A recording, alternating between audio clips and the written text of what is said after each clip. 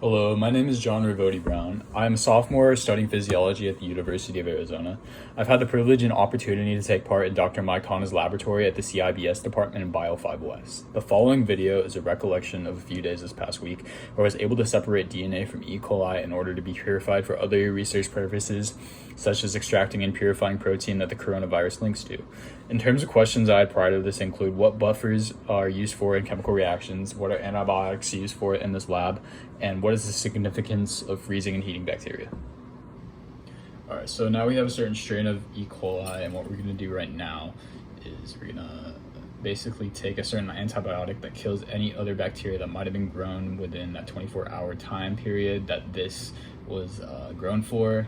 And we're gonna go ahead and kill off all those other bacteria except for the bacteria that we need, E. coli. So basically it just cuts out any sources of error because E. coli is immune basically to this certain antibiotic. I believe it's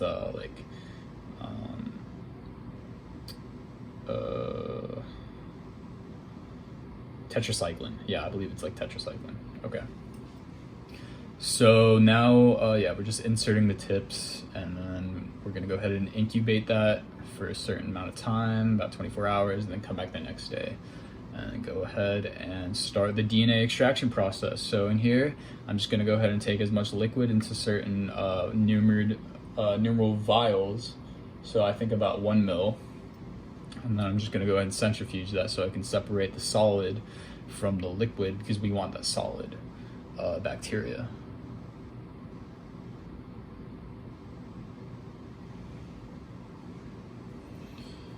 So we're just gonna centrifuge, separate the liquid from the solid, 15,000 RPM for 30 seconds. Okay, now that's done. We basically take the liquid and we empty out the liquid because all the solid's gonna be stuck to the bottom. You can't get that stuff out unless you pry it out. So we're just gonna take as much liquid, and what we're doing is we're trying to get as much plaque and solid bacteria as we can from this process of constantly centrifuging it, and then essentially taking as much liquid and centrifuging it each time. All right, so then we do it about 5 times. All right, so now we're on to the part where we have the columns and basically like a filter. So here I'm just cutting off the lids so that they can fit in the centrifuge because we're gonna eventually need a centrifuge, but I basically mix the bacteria with several sources of buffer. What buffer is what it basically just controls the pH throughout the different reactions and also helps filter out and get ready for the elution, which is right here, the nuclease-free water, which basically elutes the DNA from the protein, which I am inserting right here, and I know, I'm sorry, it's hard to tell. All right, now we're gonna centrifuge that so we can separate the DNA from everything else. So you can see the DNA is very minuscule at the very bottom. And there we go, we have the DNA separated. Now in order to start the DNA, we're gonna go ahead and make an agarose gel solution. So we have TAE liquid buffer mixed with some agarose and a certain amount of stain, just dye in there. So we're gonna go ahead and microwave that in order for the chemical reaction to go through.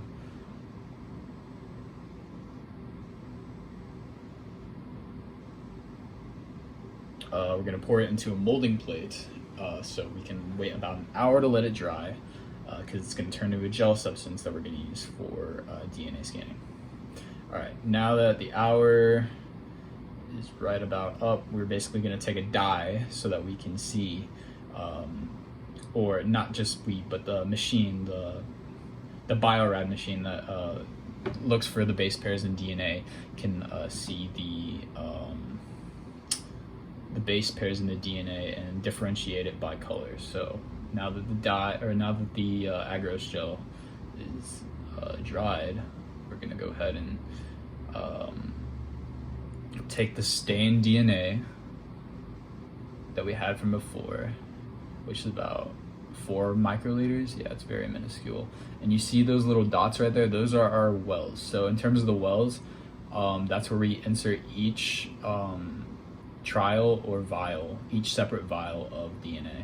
So then basically we let that run through basically an electrowave machine. I forgot the name for it, but what it does is it pushes down the DNA and makes it more spread out, so you can put it into the biorad machine in order to count the number of base pairs in the DNA.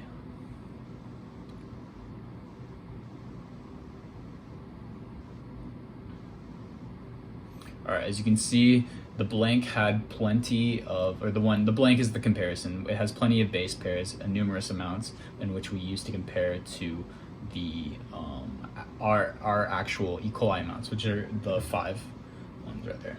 So that had about, I think, 10,000 base pairs.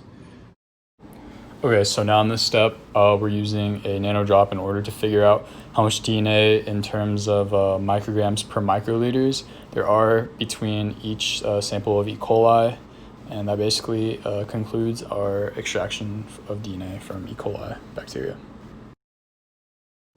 I would like to thank everyone from the NIH SEMI group for this opportunity of a lifetime despite all the hard struggles endured this summer. I would say it was quite successful of an experience, and this has opened my eyes up to a whole new world of medical understanding.